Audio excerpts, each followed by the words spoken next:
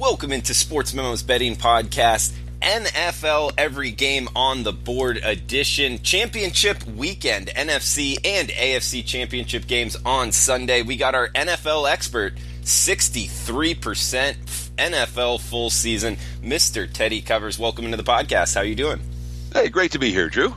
Great to have you, man. 19-4, 83% all sports last 11 days, man. On fire, going into the 80% percentile, man. 26-9, 74% since New Year's Eve. So red hot. If you're looking for a handicapper to jump on and kind of ride the wave here to winners, Teddy Covers is your man. We got a special coupon code for this podcast, Week69. Easy to remember, guys. Just the word week, W-E-E-K, the number 69, gives you the full week of service for just $69. That's $50 off the retail price at sportsmemo.com. Coupon code WEEK69 at checkout. Teddy, anything you want to get off your chest to the listeners?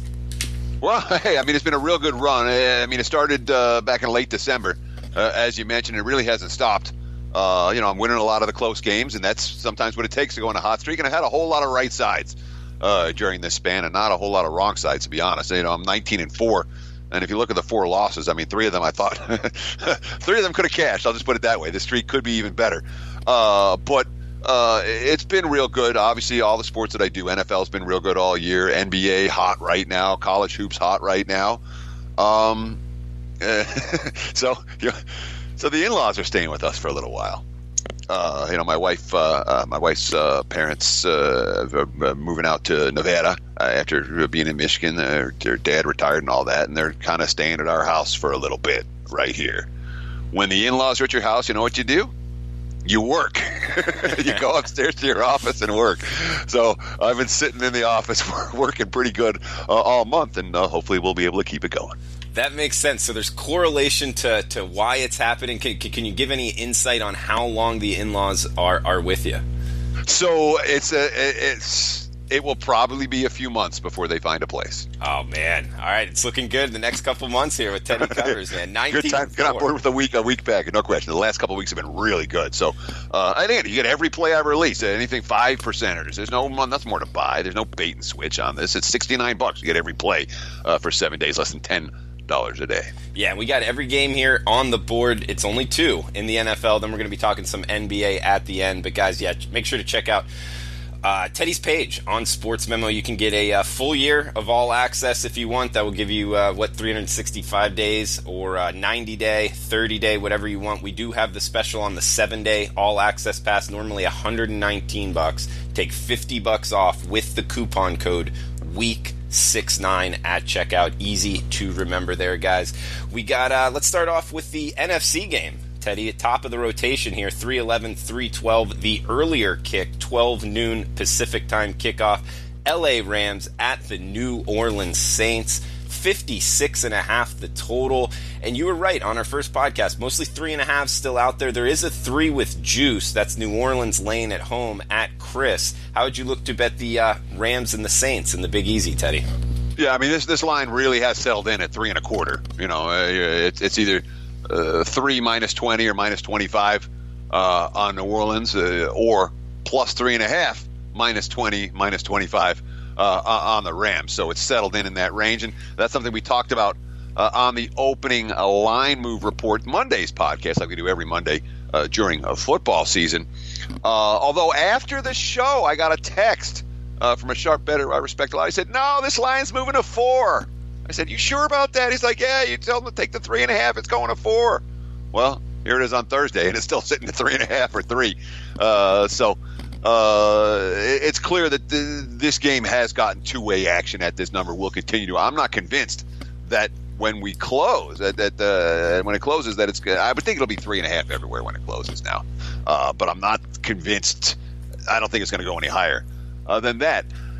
First meeting, a lot of talk about the first meeting between these two teams. On this field, 45-35 final. Saints, it was tied at 14. Saints had 3 consecutive scores. Then the Rams had 3 consecutive scores, tied at 35. And then the Saints with a field goal and then a big play touchdown to close out the scoring. Goff didn't get the job done with the game on the line in the fourth quarter on the road. He was not pretty in that ball game. We've seen some rough efforts from Goff down the stretch, really against the better defenses that he's faced. I can't take that Bears game out of my mind, although that was conditions, and there's no conditions whatsoever in the Superdome. But even in that first meeting, this Rams offense really hasn't been the same since Cooper Kupp got hurt. And Goff has looked a little bit shaky for extended stretches down the stretch of this season. He hasn't looked like, he hasn't looked like the Mahomes on the other side, in terms of young QBs. And, we got a pair of generational battles here with a young QB, a young upstart taking on the veteran. Of the 4 QBs left, Goff's the weakest of the 4. And that's certainly reflected in the number. But if you remember back to that first meeting, at the time, the Saints offense was clicking. They were scoring 40 every week. The Rams offense was clicking. They were throwing the football all over the place. That was then. This is now. When we look at the Rams over the course of the last month and a half, this is a run-first football team. It's all about Todd Gurley. It's all about C.J. Anderson. It's all about grinding it out between the tackles and then trying to set up Goff with some play-action throws. This is not a downfield passing game. It's not all about the big plays. And it's the same thing for New Orleans. New Orleans had that offense was clicking and clicking and clicking. You look at them over the last, from the beginning of December, slow starts, one game after the next, after the next, after the next. Red zone execution issues for the Saints down the stretch, and the big plays haven't been there from the passing game. Why did Drew Brees have the highest completion percentage in the NFL this year? It's a lot of dink and dunk.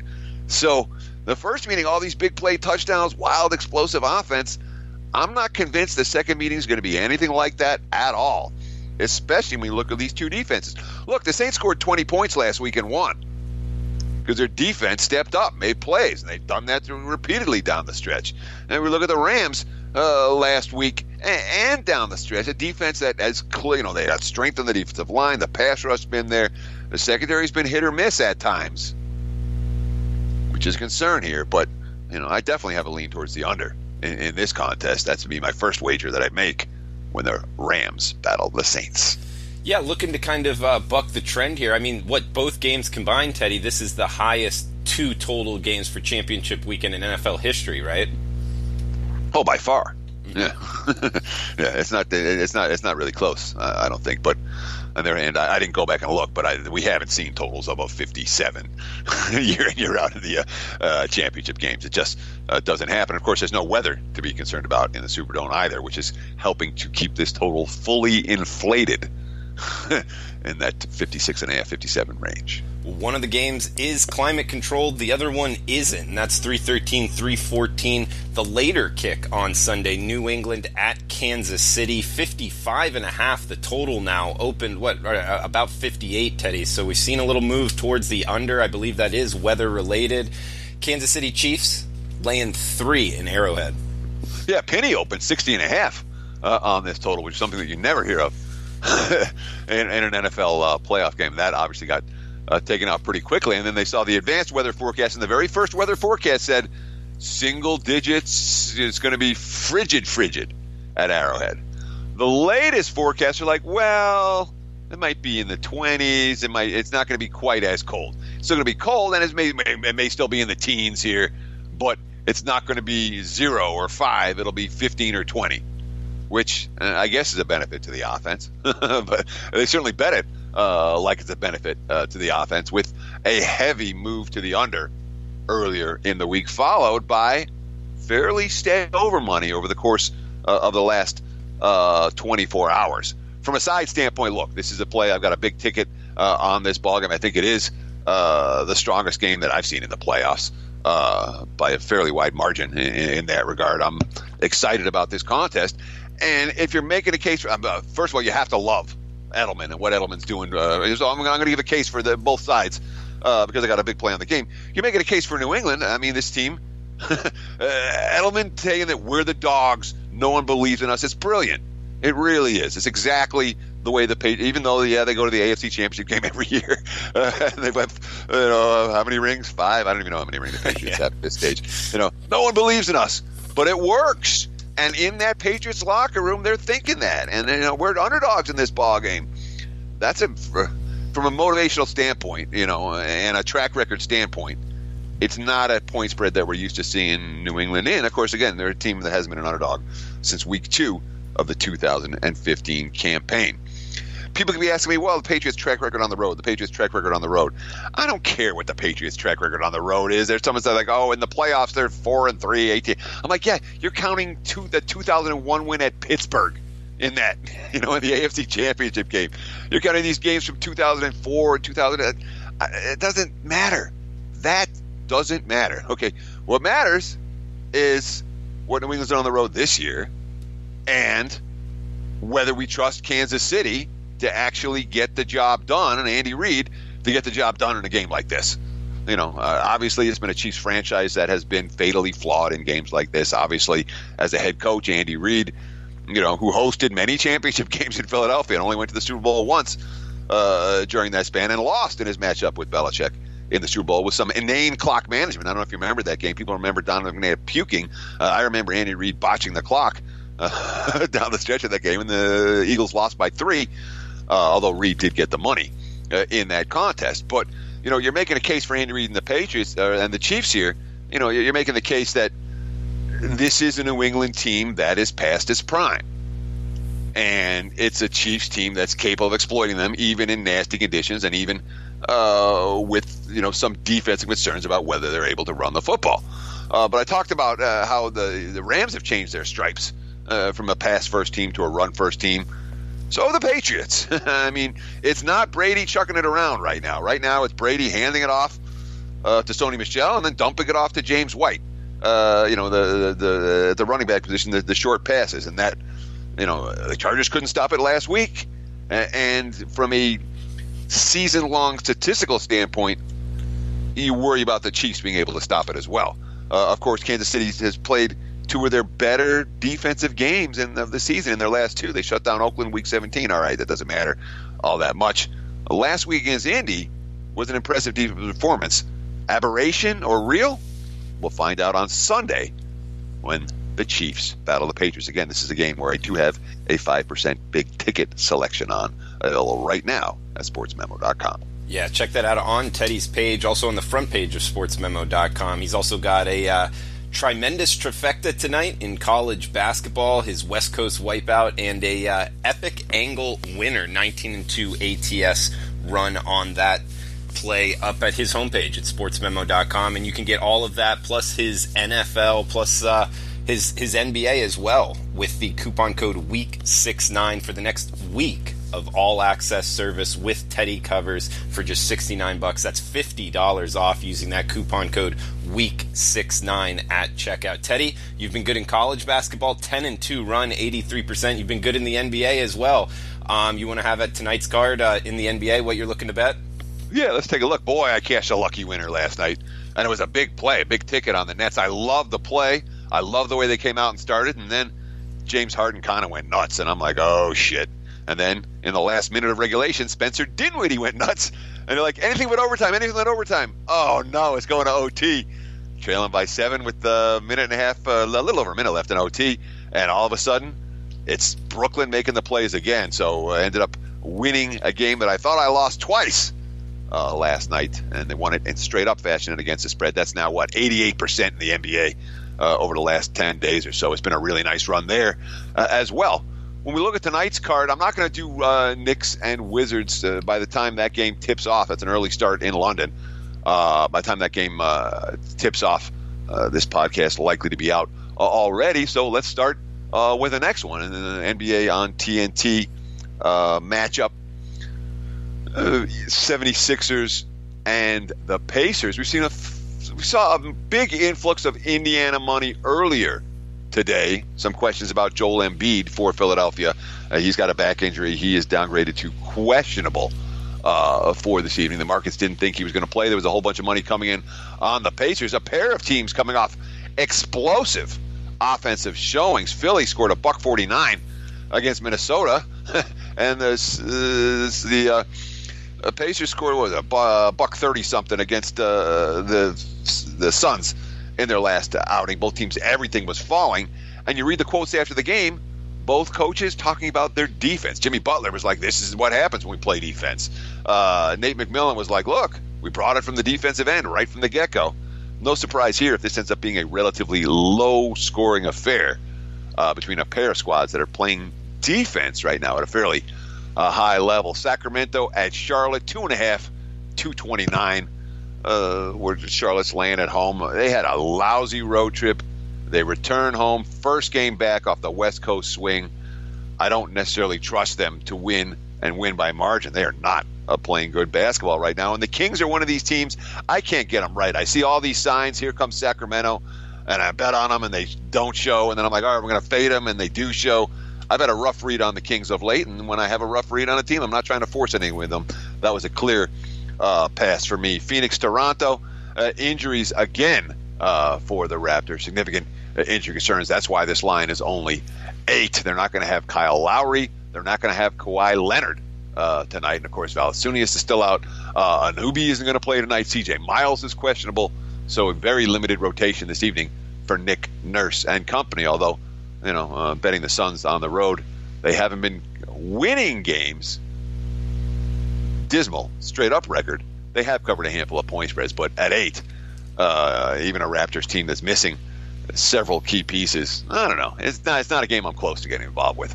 The one I was closest with getting involved with tonight was the Nuggets and the Bulls. I almost pulled the trigger on Denver. It was 12 last night. I'm like, if it's 12 in the morning, I'm going to go. And then it was 13 in the morning. And it got back to 13 and a half, and there are 14s out there. It's a blowout spot for Denver. And I was looking for a quote from a player.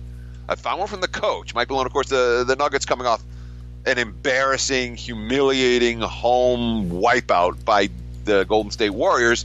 They were viewing that game as a statement game, and instead they were bombed in the first quarter and no-show the rest of the game. And I worry about them being a little bit flat tonight. You say, they're going to bounce back strong. I don't think they give a shit about the Bulls. Everyone knows how bad the Bulls are. The Bulls won't have Wendell Carter tonight, their starting center, which makes it even easier for the Joker. And it's the kind of game the Nuggets are supposed to win by 25 points. I don't lay doubles in the NBA a lot. And Chicago's given battle on this road trip. The last 2 games, competitive losses. They battled with the Lakers the other night. And now it's the final game of a winless trip. I don't know if they give that same effort and attitude. I definitely lean towards the Nuggets in this one. And then Lakers and OKC. Thunder have been, Thunder have not been the type of moneymakers that they were. They had a real bad effort against Atlanta earlier in the week. It was a flat spot the clients and I were able to cash there. Now it's supposedly a bounce-back spot at home against this Lake show, but I'm in no rush to bet against the Lakers laying double digits. I understand that without LeBron, they're not the same team. But I also understand that Kuzma's back. They've played better basketball over the course of the last week or two. And while Westbrook may well eat up ball in this contest as a team, I think the Lakers may well be a little bit undervalued right now. That's not the case for OKC, who've been a point spread and straight up juggernaut and a statistical monster for the better part of the last 2 months. They've been a very popular betting choice, but the price isn't right to get me involved in that contest. We have seen over money in that ball game as well, even with Oklahoma City's impressive defensive numbers. Teddy, a question for you, handicapping-wise, going forward in the NBA. We got the game going off, right about now with the Knicks and Wizards. How would you look to bet these two teams going forward? I'm guessing travel concerns, although each of them don't play until Monday, and it looks like they both have home games, if I'm not mistaken, just looking up their schedule real quick. But would you look to fade either of these two in the next week? Maybe. I mean, what I'll look is read some of the comments after the game and see what they're saying and what they're thinking. But I don't think it's an auto fade in this spot. It's not like the NFL where they get a bye week coming out of London. But when you have an extra couple days off, and remember, from the East Coast, a trip to London is not insane. It's like a West Coast flight. What's it, like a 6-hour flight? It's not one of these. It's very different if you're traveling from L.A. or Seattle to London than it is if you're traveling from New York or Washington. It's much less travel situation. Of course, the fact they're playing early means they're never going to get acclimated to London time, which probably means that there's less of a hangover effect when they return. Okay. All right, good stuff, Teddy. And anything else you want to throw out on the podcast before we shut this down? Thanks for listening, man. Thanks for all your support, man. I've been getting great. I really appreciate the follows on Twitter and a lot of really positive comments. It's been great. It's been a great little run, and I appreciate you out there. I really do. Thank you for your support, and thanks for listening. Absolutely, Teddy. Great stuff on the podcast, guys. Remember the coupon code WEEK69 at checkout to get his full week of service for just $69. That's $50 off. You'll get his NBA, college basketball, and NFL championship weekend plays and analysis. 19-4, 83% last 11 days. Yes, you heard that right. 83%. 26-9, 74% all sports since New Year's Eve. He's got his NFL the full season, 63%. My favorite, guys, 58% in the NFL the last 4 years. That's 177 and 126, 58% in the NFL. Really knows his stuff. Make sure to check out his service. WEEK69 at checkout is the coupon code for his next week of service for just $69. Guys, thanks for tuning in. We'll be back tomorrow with college basketball betting podcast. Best of luck with your bets tonight.